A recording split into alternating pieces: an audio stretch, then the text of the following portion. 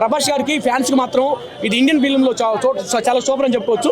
అమితాబ్ బచ్చన్ మన రాజమౌళి గారు ఆస్కార్ తీసుకొస్తే అమితాబ్ బచ్చన్ గారు ఇంగ్లీష్ మూవీలో జెండా బాధినటువంటి ఘనత అమితాబ్ బచ్చన్ మన అశ్విన్ గారు చెప్పుకోవచ్చు.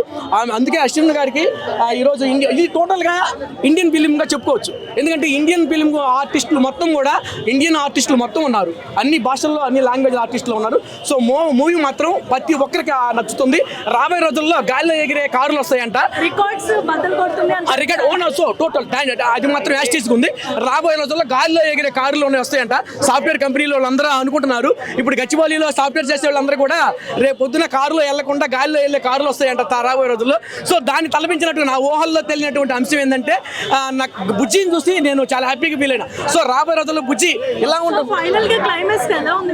క్లైమాక్స్ ఒక టెన్షన్ తెలకొట్టమంటే చాలా హైప్ తీసుకొచ్చేటువంటి ప్రభాస్ గారికి